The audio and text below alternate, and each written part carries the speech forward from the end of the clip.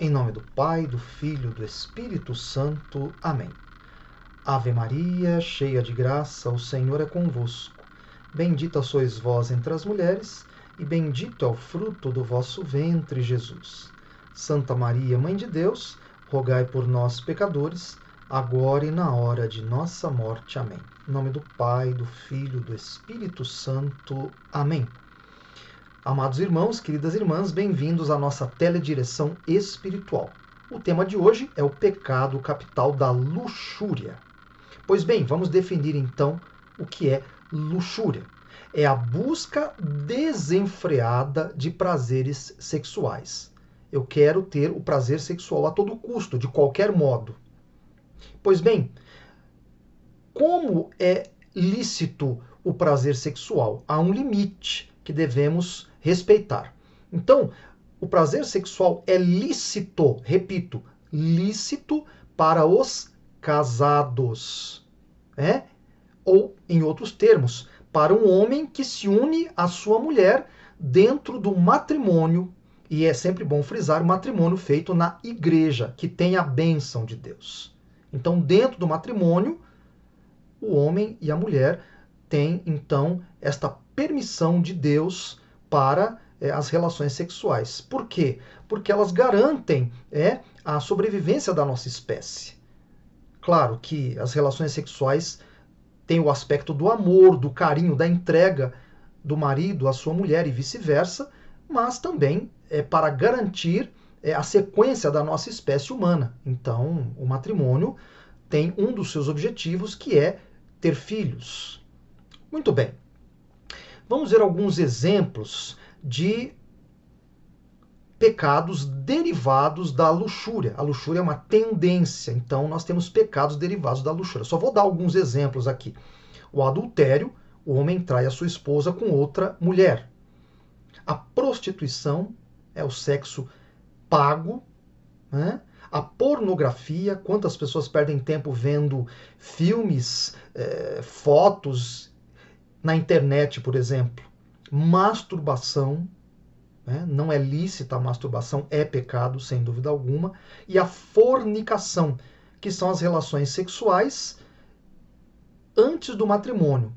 Então, por exemplo, o namorado que tem relações com a sua namorada cai no pecado da fornicação.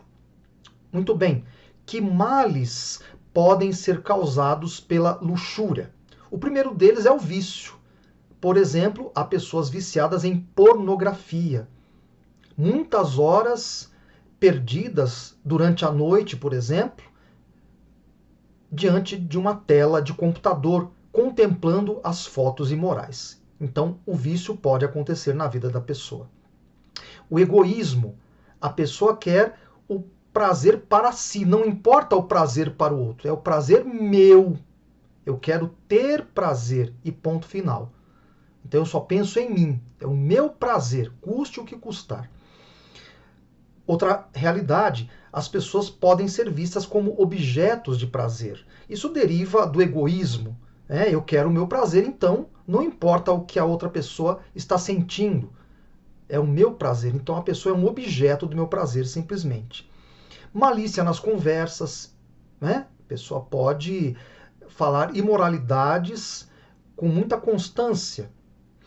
Doenças sexualmente transmissíveis também, por exemplo, o caso da sífilis. Vejam só, a pessoa pode ficar doente por causa dessas relações sexuais desordenadas. Um outro mal é o aborto. Vejam só, a moça engravida, não quer ter o bebê e acaba então abortando. Então é um mal também que decorre da luxúria. Muito bem, meus amados. Que remédios nós podemos ter para combatermos a luxúria? Esta terrível tendência, esta terrível inclinação que, infelizmente, todos nós temos em maior ou menor escala. Bom, primeiro, recordar que nós somos templos vivos da Santíssima Trindade. Deus habita em nós. Então não é digno de Deus que nos entreguemos a uma busca desenfreada do prazer. Acabamos fazendo do prazer um Deus na nossa vida. Deus não tem o primeiro lugar na nossa vida, é o prazer. Então, muito cuidado com isso. Recordemos sempre isso. Templos de Deus. Então, Deus tem que ter a prioridade na nossa vida, não o prazer sexual. Depois, a fuga de ocasiões de pecado. Isso é muito importante. Fugir de certos espetáculos, certas diversões, certas leituras. Fugir de certas conversas. Vejam só. E por aí vai. Então temos que fugir das ocasiões de pecado. Caso contrário, caímos. Temos também evitar a ociosidade. Horas e horas sem fazer nada. Por preguiça, por exemplo. Não quero fazer nada, eu quero simplesmente ficar aqui e gastar o meu tempo. Quantas pessoas perdem muito tempo na internet, nas redes sociais. Então isso é muito perigoso. A pessoa navega na internet, mais cedo ou mais tarde o diabo sugere a ela que entre num site imoral. Então muito cuidado, gente. É claro que temos que ter um tempo para descanso, mas não podemos ser ociosos, ou seja, perder muito tempo sem fazer nada. Não se pode fazer isso, gente. Muito cuidado com isso. Muito cuidado. Controlar a visão. Controlar a visão. Não podemos olhar para tudo e todos. Então, na rua, especialmente, temos que evitar olhar para certas realidades que podem nos levar ao pecado. Então, controle da visão, purificação da visão. Olhar puro, olhar as pessoas com olhar de misericórdia, de amor e de respeito. Ter cuidado também com o tato.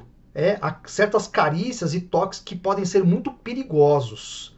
A pessoa vem cumprimentar você e pode fazer uma certa carícia em você. Muito cuidado com isso, pode despertar o desejo sexual. Então tem que ter muita prudência nisso. Bom, e quando vem pensamentos imorais, como devemos fazer? Nós devemos buscar um exercício mental que absorva a nossa atenção. Vou recordar, por exemplo, a receita do pastel de carne. Vou recordar, por exemplo, os nomes dos rios que estão na Amazônia e assim por diante. Então é importante combater esse pensamento maléfico com um exercício mental que tome a nossa atenção e nos desvie deste pensamento terrível. Por fim, queridos, vamos falar de estratégias específicas. Homem e mulher têm uma psicologia diferente. O que vamos falar aqui é o aspecto geral do homem e da mulher. Evidentemente, podem acontecer exceções.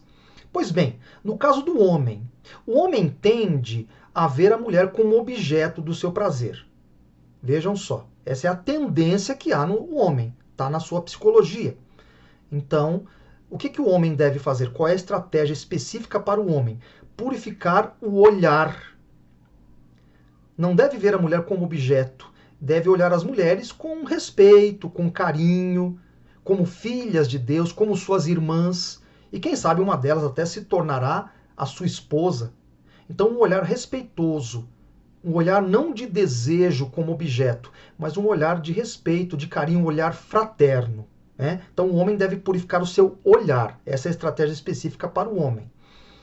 No caso da mulher é diferente. A mulher tende a querer ser admirada, olhada. Então a estratégia da mulher é a modéstia. Modéstia no vestir, não usar roupas decotadas, roupas muito curtas, Modéstia no falar também. A mulher não se deve deixar levar por certas conversas maliciosas. E também os gestos. Não pode ter gestos que levem o homem a interpretar que pode usá-la como objeto. Então, isso aí, gente, funciona como regra geral. Evidentemente, pode haver aí alguma exceção, mas é isso. O homem deve ter o olhar purificado e a mulher a modéstia, então, no vestir, no falar e nos seus gestos. Em um tempo mais adiante, eu vou falar um pouco sobre a questão dos métodos anticoncepcionais.